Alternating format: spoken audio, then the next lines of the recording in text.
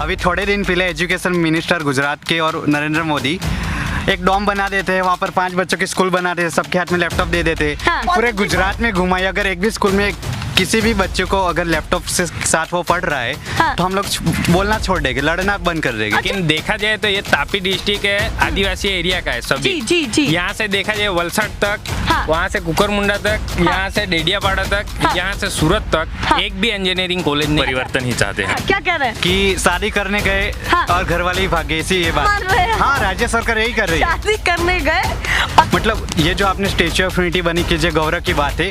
और उसी के आसपास का जो 4-5 किलोमीटर के पास का एक गांव है, वहाँ पर प्रेग्नेंट वुमन को ले जाने के लिए पुल भी नहीं है। ये बहुत बड़ा आरोप लगा रहे हैं आप। आरोप वो नहीं, वंचित सीधी रख बात रहे है। हैं। मीठे के भाव में जमीनें ले ली। लोग उनका विरोध करते हैं, पहले भी किए, अभी भी करते हैं और आगे करते रहे। अभी थोड़े दिन मतलब आप पहले एक के बाद एक डायलॉग नहीं नहीं, मार रहे हैं, नहीं। पूरा सोच के बैठे हैं क्या? मैं सच्चाई बता रहा हूँ, अभी सच बोलना गलत है क्या? नहीं बिल्कुल भी नहीं। अपने हक अधिकार की बात करना गलत थोड़ी ना नहीं है। बिल्कुल।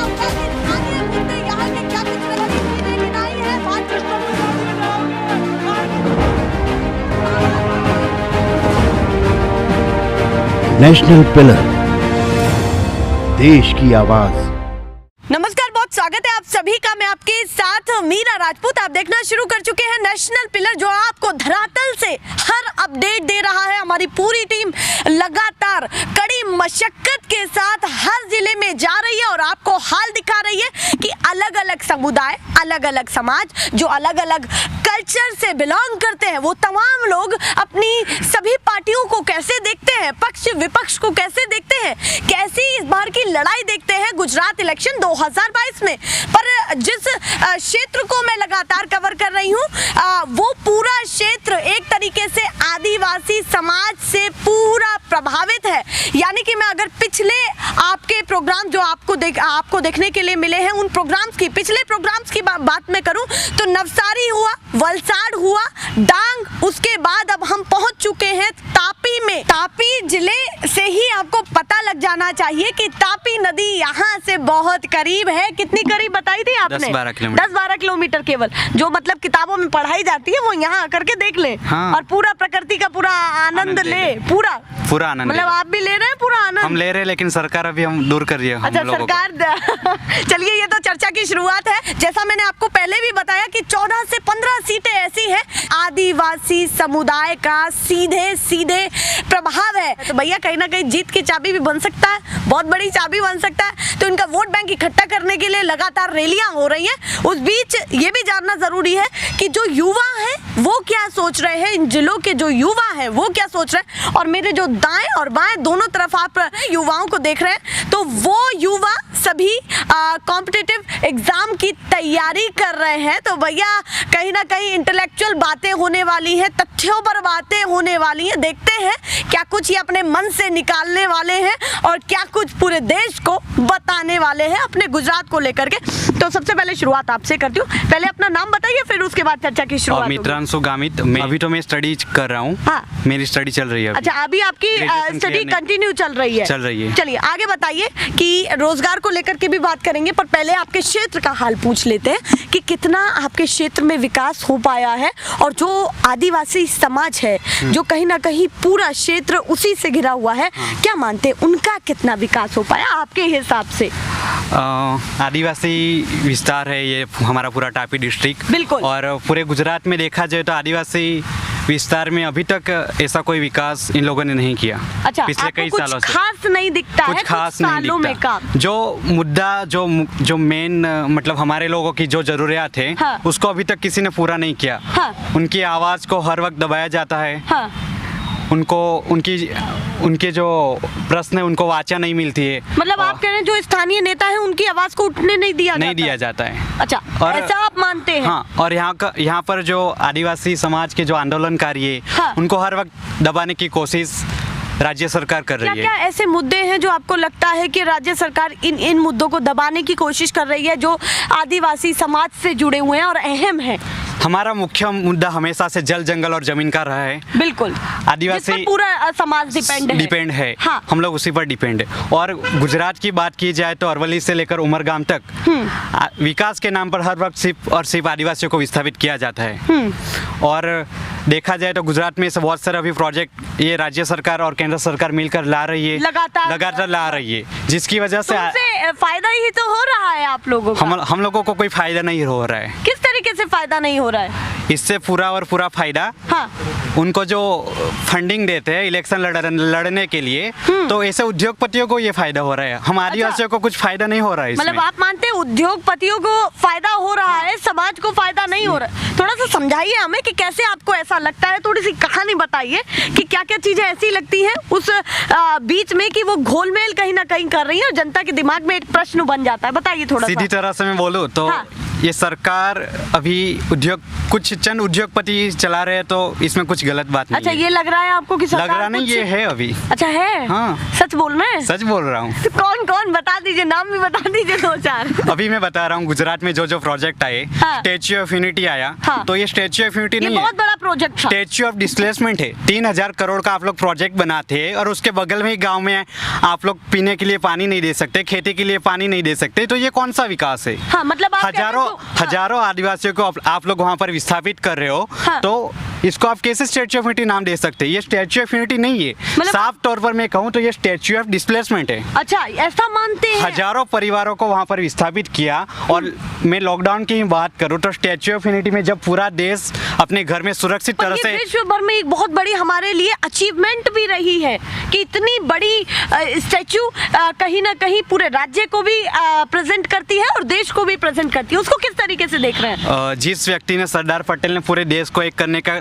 काम किया, हाँ। और उसी के नाम पर स्टैच्यू बना के आदिवासियों को विस्थापित करना, ये कोई सही बात नहीं है। हाँ। ये बहुत गलत किया है और हम लोग उनका विरोध करते हैं, पहले भी किए, अभी भी करते हैं और आगे करते रहेंगे। मतलब आप कह रहे हैं स्टैच्यू ऑफ यूनिटी से दिक्कत नहीं है, दिक्कत ये है जो आसपास के लोग हैं उनको परेशानियां हो रही हैं। हमारे हजारों परिवारों को उन लोगों ने विस्थापित किया, उनकी ज़मीन से बेदखल किया, उनका जो खड़ा पाक खेतर में था उनको काट लिया, उनको सही से मुआवजा नहीं दिया, मीठे के भाव में ज़मीनें ले ली। हाँ।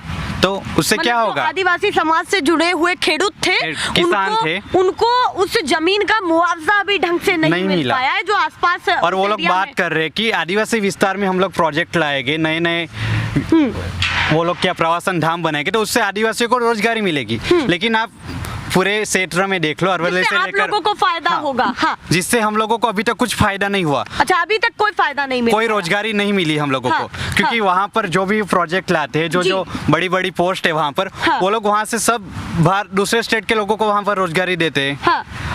तो मैं एक चीज पूछना चाहती हूँ इस बीच में कि टूरिस्ट प्लेस बन चुका है, इतना बड़ा टूरिस्ट प्लेस बन चुका है, तो उसमें सभी का तो फायदा है, रोजगार तो सभी को मिल रहा है। इतना कहीं ना कहीं जमीनों का भाव बढ़ चुका होगा और आसपास इतना विकास हो चुका होगा, उसको किस तरीके से देख रहे हैं? डीप में बात करेंगे ना। कौन सा विकास? अच्छा, आपको नहीं लगता? नहीं, आदिवासियों को खुद की जमीन, अभी हमारी जमीन हम आदिवासी को विस्थापित कर दिया, तो ये कौन सा विकास है? हाँ।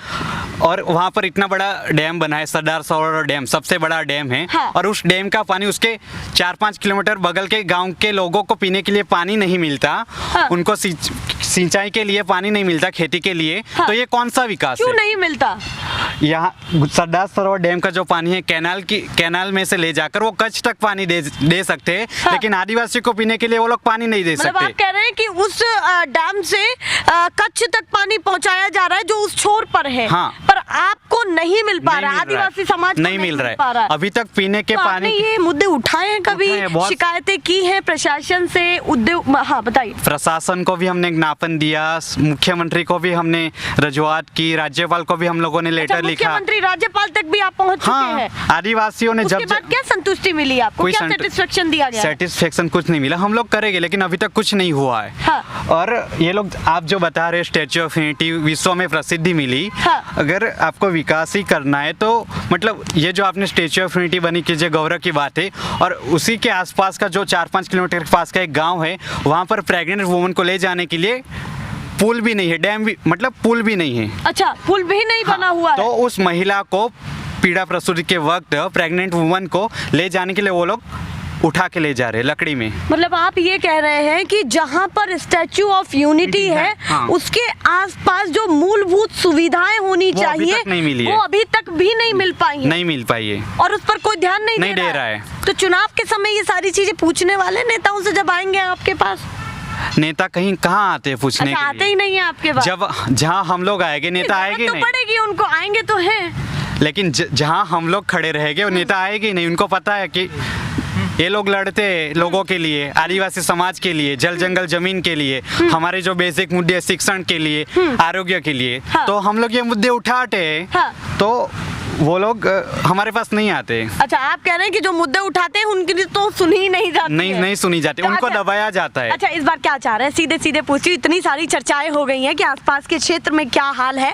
आपने बहुत कुछ बताया। इस अभी बीच में आप एजुकेशन की बात करिए तो गुजरात में अभी राज्य सरकार 5,500 स्कूलों को मर्ज कर रही है, गवर्नमेंट स्कूलों को, हाँ। और उसमें से 4,000 स्कूल आदिवासी विस्तार की है। हाँ। तो इससे क्या समझाया जाए कि ये राज्य सरकार आदिवासी बच्चों को एजुकेशन से वंचित रखना चाहती है। अच्छा, अगर आदिवासी पढ़ जाएगा, अपने हक अधिकार की बात करेगा, तो ये सरकार कैसे बनाएगी ये लोग? अच्छा, ये कह रहे हैं इसीलिए ये लोग आदिवासी बच्चों को, ये बहुत बड़ा आरोप लगा रहे हैं आप, आरोप वो नहीं, वंचित सीधी रख बात रहे है। हैं शिक्षा से। अरे ये सरकारी आंकड़े, मेरे खीसे के आंकड़े थोड़ी ना बता रहा वो हूँ। कह रहे हैं कि जगह जगह गाँवों में स्कूल पहुंच गए हैं, सरकारी स्कूलों की सुविधा मिल रही है, तो क्या कहना चाहते हैं? ये लोग गुजरात में जो 5,500 स्कूल मर्ज कर रहे हैं सालाए, तो उसमें से 4,000 स्कूल आदिवासी विस्तार की है। तो इससे क्या समझाया जाए कि ये लोग आदिवासी बच्चों को शिक्षण एजुकेशन से वंचित ही रखना चाहते हैं। उनका एक फैक्टर निकला है, लास्ट में पूछना चाहती हूँ, इस बार ये सरकार चाहती है या परिवर्तन चाहते हैं, क्या दिमाग में हम चल लोग रहा है? परिवर्तन चाहते हैं। परिवर्तन चाहते हैं। चलिए, उन्होंने बता दिया कि उनको परिवर्तन चाहिए। अब आपसे शुरुआत करते हैं, किस चीज की तैयारी कर रहे हैं आप?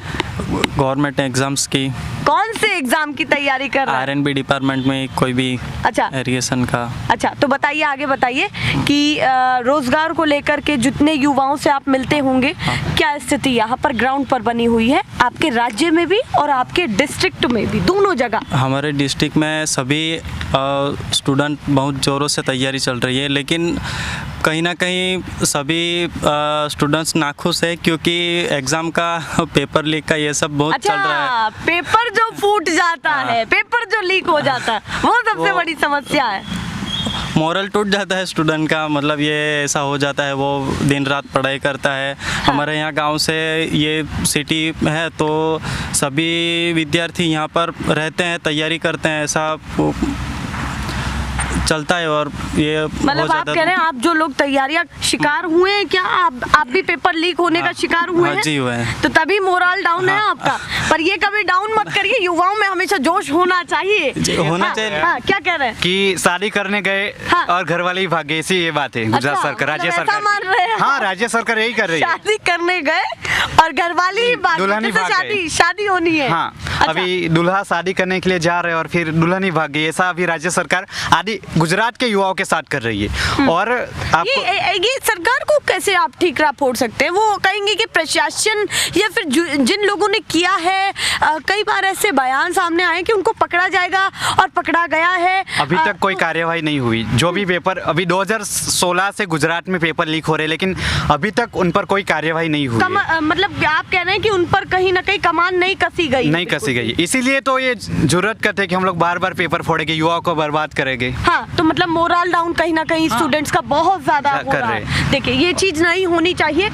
ये भी एक बहुत बड़ा मुद्दा है जो प्रशासन को भी सोचना चाहिए कि ऐसे लोगों पर कहीं ना कहीं लगाम कसी जाए जो लोग ऐसे काम करवाते, क्योंकि लाखों जो युवा रहते हैं जो उस कंपटीशन की तैयारी कर रहे हैं, बहुत उम्मीदों के साथ उस एग्जाम के पास जाते हैं, उस दिन जाते हैं, परीक्षा देने के लिए जाते हैं, उससे थोड़ी देर पहले पता चलता है कि वो पेपर लीक हो गया है और यहाँ की भाषा में पेपर फूट गया है। यही मैं कह रहा हूँ, सही बोल रही हूँ ना? बिल्कुल। और बताइए, गरबार कैसा चल रहा है? बढ़िया मौज में है सब कुछ? कैसा क्षेत्र है आपका, थोड़ा सा बताइए जरा। ये ट्राइबल एरिया में अभी रहने का मजा कुछ अलग है। हाँ। यहाँ क्योंकि हम आदिवासी प्रकृति के साथ रहते हैं। हाँ। मतलब नेचर के साथ, तो यहाँ का भी अपना एक अलग आनंद है कि हाँ। आप रश वाले एरिया से जो हाँ। ज्यादा वैसा हो तो उससे अलग आकर के रह रहे हैं। हाँ जी। तो मतलब बहुत अच्छा अनुभव भी है और सीखने के लिए भी बहुत कुछ हाँ। मिलता है। यहाँ जो नए लोग आते हैं, हाँ। तो टूरिस्ट प्लेस जैसे बना हुआ है पूरा आसपास का पूरा क्षेत्र, उससे भी कितना विकास हुआ, उसका कितना बड़ा फर्क यहाँ पर पड़ा है? यहाँ पर सभी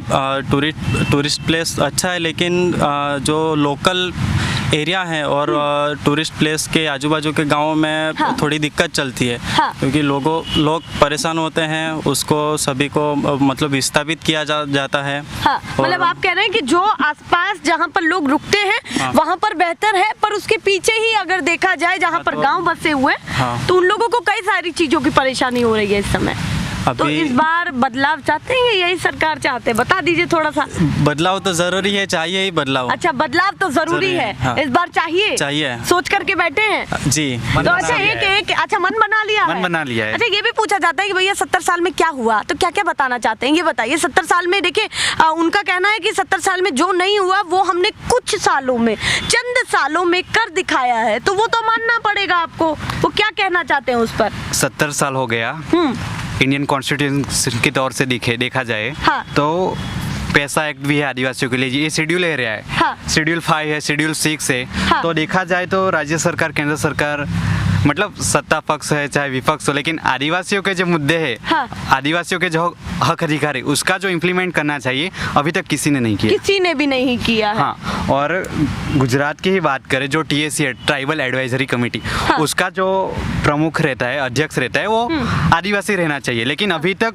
उसके अध्यक्ष स्थान पर मुख्यमंत्री बैठा रहता है। तो और जितने भी गुजरात मतलब में, आप चाहते हैं कि कहीं ना कहीं आदिवासी समाज से ही जुड़ा हुआ व्यक्ति वहां पर बैठना हाँ, चाहिए, क्योंकि ट्राइबल- मुख्यमंत्री के हाथ में वो कमान ना हो। हाँ, ट्राइबल एडवाइजरी कमेटी है, तो आदिवासियों के साथ आदिवासियों को कैसे डेवलपमेंट करना है, कैसे आगे बढ़ाना है कैसे समाज आगे को, जो बढ़ाना है। गुजरात का हाँ, बड़ा तबका तो है। हाँ। जो मतलब जो डिपार्टमेंट आदिवासियों का, तो उसका अध्यक्ष तो आदिवासी रहेगा, तभी वो आदिवासियों के बारे में समझ सकेगा, सोच सकेगा उसकी तकलीफ क्या है। हाँ। क्योंकि हमारा पूरा जो अरवली से लेकर उमरगाम तक का जो बेल्ट है, हाँ। वो पूरा प्राकृतिक सौंदर्य के साथ है। हाँ, बिल्कुल, बिल्कुल। नदियाँ है, पहाड़ है, सब झील कुछ है, है, बिल्कुल। सब कुछ है। हाँ। और आदिवासी समाज प्रकृति के साथ तालमेल रखते हुए सालों से अपनी जिंदगी यापन कर रहा है। हाँ, तो मतलब उसी हिसाब से आपको विकास नहीं विकास लगता चाहिए। है। हाँ, हाँ। क्योंकि हमें हमारे नदी के साथ रहना है, हमारे पहाड़ों के साथ रहना है, हमारे झील के साथ रहना है। रैलियां चल रही है अभी कुछ हाँ। समय में, देखिए कुछ समय में बाद ही चुनाव है, हाँ। और तमाम पार्टियां आदिवासी समाज को लेकर के लगातार हर बार वो मेंशन कर रहे हैं कि हम ये करेंगे, हम वो करेंगे। जब दिमाग में क्या चलता है आपके? अभी आदिवासी युवाओं का, गुजरात के सारे आदिवासी युवाओं का मुख्य मुद्दा यही है कि जो गुजरात राज्य सरकार ने रबारी, भरवाड़ और चारण समाज को जो फर्जी प्रमाण पत्र दिए, वो लोग OBC में आते हैं, तो उनको OBC में रखो।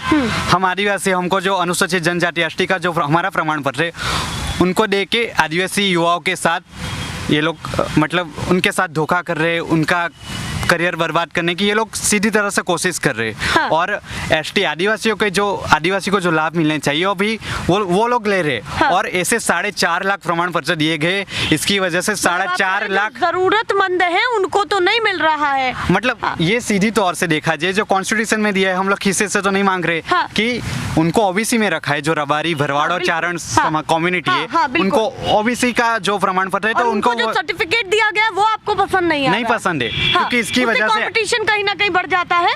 हम लोग कंपटीशन से नहीं डरते, लेकिन जो हमारा राइट्स है, जो हमारा अधिकार है, हाँ। वो हमें ही मिलना चाहिए। 4.5 लाख जो प्रमाण पत्र दिए हैं, उसकी वजह से 4.5 लाख आदिवासी युवाओं को कितना लॉस जाएगा, बिल्कुल। इस पर कोई बात नहीं कर रहा है। कि आंकड़े पर बात होनी हाँ, चाहिए। तो हमारे युवा की यही मांग है कि इलेक्शन से पहले जो ये जाति प्रमाण RBC का जो मुद्दा है, हम लोगों ने कई बार नारे भी बुलंद किए कि RBC हटाओ, आदिवासी बचाओ। हाँ। तो ये जो प्रमाण पत्र है, ये इलेक्शन से पहले रद्द होना चाहिए। हाँ। वरना हम लोग हमारा मतलब आप मन कह रहे हैं अगर वो प्रमाण पत्र रद्द नहीं हुआ तो 15 सीटों पर सीधे प्रभाव 15 पड़ेगा। नहीं, 28 सीट गुजरात में रिजर्व है आदिवासियों के लिए। हाँ। और 50 सीट ऐसी है, 45 से 50 सीट ऐसी है, हाँ। वहाँ पर आदिवासी वोट बैंक असर करती है सीधे हाँ, तरह से, प्रभाव है। हाँ। तो हम लोग ने मतलब अभी आप मन कह रहे बना हैं लिया। खुद को, कहीं ना कहीं ये बता रहे हैं कि जीत की चाबी आदिवासी समाज बन सकता है बखूबी किसी जानता के लिए भी। है, आदिवासी हाँ। बखूबी जानता है कि किसको लाना है, किसको हाँ। फेंकना है, सब आपको पर्सनली लगता है कि इस बार परिवर्तन होना चाहिए? होना चाहिए, ये मानते हैं आप? मानते हैं। अब आप मन बता बना दीजिए, लिया है। थोड़ा सा आगे आ जाइए। मैं कहाँ जाऊंगी, थोड़ा सा आगे आइए, बताइए आप क्या चाहते हैं? यही सरकार चाहते हैं या परिवर्तन चाहते हैं। किस मुद्दे के साथ परिवर्तन चाहते हैं? क्या दिमाग में चल रहा है कि रोजगार को लेकर के चल रहा है या कोई भी अन्य कोई भी मुद्दा? जी, रोजगार तो चाहिए। हाँ। क्योंकि जितना इस सरकार ने बताया था इतना रोजगार हो नहीं पाया। अच्छा, जितना आंकड़ा दिया था उस हिसाब से रोजगार की पूर्ति नहीं हो पाई है बिल्कुल भी, तो उसी हिसाब से आपको बदलाव चाहिए। हाँ, बदलाव चाहिए। देखिए वो कह रहे हैं कि भैया रोजगार की बात हुई थी तो उस हिसाब से नहीं हो पाया, इसीलिए बदलाव चाहिए। थोड़ा सा आगे आ जाइए, बातचीत कर लूं मैं आपसे भी। बताइए आप भी क्या कहना चाहते हैं, इस बार क्या सोच रहे हैं और क्या होना चाहिए आपके गुजरात में भी और आपके जिले में भी? मैं समीर गामित बीकॉम एमकॉम किया हुआ है, मैं ये भी पढ़ाई कर रहा हूँ सभी एग्जाम के लिए। तो आप भी कंपटीशन की एग्जाम की तैयारी कर रहा हूँ। बताइए थोड़ा सा। मुद्दा मेरा क्या है कि एजुकेशनल रिलेटेड है। मैं और शिक्षा के सेक्टर से रिलेटेड आपका क्वेश्चन है, तो ये अलग क्वेश्चन निकल करके आए, ये भी बड़ी इंटरेस्टेड चीज है। बताइए शिक्षा के क्षेत्र को कैसे देखते हैं? शिक्षा के क्षेत्र से देख रहा हूँ तो मैं सभी काफ़ी सारी एग्जाम ली जा रही है, गुजरात सरकार ने काफ़ी सारी एग्जाम ली जा रही है, मगर उसका पोस्टिंग यहाँ से लेके जहाँ के पोस्टिंग यानी कि एग्जाम की जो पैटर्न है ना, पैटर्न ही खराबी है। आप कह रहे हैं कि प्रोसेसिंग जो है वो ही खराबी है। क्या खराबी है? खराबी है कि क्या पैटर्न है उसको जो पेपर अलॉट करते हैं पहले एग्जाम की डिक्लेरेशन करते हैं, यानी कि ये तलाटी को आपकी परीक्षा होगी, ये सेक्टर में आपकी एग्जाम होगी, मगर वो सेक्टर में यानी कि जो कैटेगरी वाइज डिवाइड किया हुआ है, जनरल कैटेगरी है, SC BC category, ST category है, सभी कैटेगरी में डिवाइड किया है। वो कैटेगरी में जो जिस हिसाब से करना चाहिए वो इस हिसाब से वो देते ही नहीं, यानी कि ST सेक्टर में ये 3-4 भर्तियां हैं। मतलब आप कह रहे हैं जो जिस कैटेगरी के हिसाब से जितना जिसको मिलना चाहिए वो नहीं मिल पा रहा है। तो ये सबसे बड़ी चीज है, बड़ी चीज। और वो रोजगार में ज्यादातर ST कोटे में से हो रहा है। गुजरात मॉडल को कैसे देखते, थोड़ा सा बताइए। गुजरात मॉडल तो चेंज ही होना चाहिए, परिवर्तन ही चाहते हैं हम। मतलब आप नहीं, हाँ क्या कह रहे हैं? गुजरात मॉडल ही फर्जी है। अच्छा, उसमें कोई सच्चाई नहीं है? नहीं सच्चाई है, क्योंकि अभी थोड़े दिन पहले एक के बाद एक डायलॉग नहीं मार रहे हैं, पूरा सोच के बैठे हैं क्या? मैं सच्चाई बता रहा हूँ, अभी सच बोलना गलत है क्या? नहीं नहीं, बिल्कुल भी नहीं। अपने हक अधिकार की बात करना गलत थोड़ी ना है। नहीं, बिल्कुल भी नहीं। अभी थोड़े दिन पहले एजुकेशन मिनिस्टर गुजरात के और नरेंद्र मोदी एक डॉम बना देते हैं, वहाँ पर 5 बच्चों की स्कूल बना देते, सबके हाथ में लैपटॉप दे देते, पूरे गुजरात में घुमाइए। शिक्षा की स्थिति सुधार रहे हैं, एक बहुत बड़ा। लेकिन पूरे गुजरात में घुमाइए, अगर एक भी स्कूल में किसी भी बच्चे को अगर लैपटॉप से साथ वो पढ़ रहा है तो हम लोग बोलना छोड़ देंगे, लड़ना बंद कर देंगे। अच्छा, मतलब आप कह रहे हैं अगर उसी फोटो में सच्चाई दिख जाए तो आप कुछ बोलेंगे नहीं, तारीफ करेंगे उनकी? मैं खुल करके तारीफ करेंगे? खुल के तारीफ करेगा। आप चाहते हैं कि ऐसा स्कूल आपको दिखे? तो जाइए तो सही, देख करके आइए ना, तो उनको भेजिए फोटोज।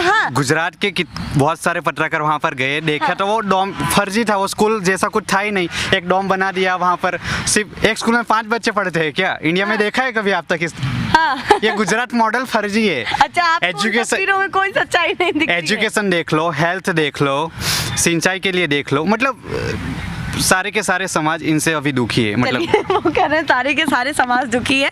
गुजरात मॉडल पर लास्ट से टिप्पणी कुछ है तो बता दीजिए, जल्दी से बता दीजिए। नहीं, एजुकेशन अच्छी तरह से ये एग्जाम कंडक्ट होनी चाहिए, सभी एग्जाम। वो कह रहे हैं कि कहीं ना कहीं जो एजुकेशन सेक्टर है उसमें भी कुछ बदलाव हो और जो प्रोसेसिंग है एग्जाम से लेकर के कहीं ना कहीं ज्वाइनिंग तक उसमें भी सुधार होना चाहिए, जो दिक्कतें हो रही हैं। लास्ट में आप भी बदलाव वाले हैं या फिर यही? नहीं, वही एजुकेशन के बारे में थोड़ा बोलना चाहूंगा कि गुजरात मॉडल बोल रहे हैं, लेकिन देखा जाए तो ये तापी डिस्ट्रिक्ट है, आदिवासी एरिया का है सभी। जी। यहाँ से देखा जाए वलसाड तक, वहाँ से कुकरमुंडा तक, यहाँ से डेडियापाड़ा तक, यहाँ से सूरत तक एक भी इंजीनियरिंग कॉलेज नहीं है। अच्छा, गवर्नमेंट आसपास तक कह रहे हैं, पूरे जिले की बात कर रहे हैं और भी आसपास के जिले की इंजीनियरिंग भी कॉलेज नहीं है। और दूसरी बात, जो बारडोली में वो प्राइवेट है। अभी आदिवासी एरिया के लोग, बारडोली में जो प्राइवेट है उसमें क्या दिक्कत आपको आती है, ये बताइए। फी इतनी होती है, कहाँ से भरेंगे? फीस ही इतनी होती है, 90,000 80,000।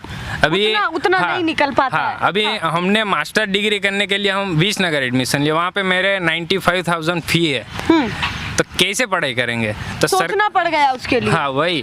तो मेरे एक ही मुद्दा है कि यहाँ पे जो ट्राइबल एरिया है, यहाँ पे एक इंजीनियरिंग कॉलेज चाहिए। बस इतना ही मुद्दा है मेरा। गवर्नमेंट गवर्नमेंट का अधिकार हो।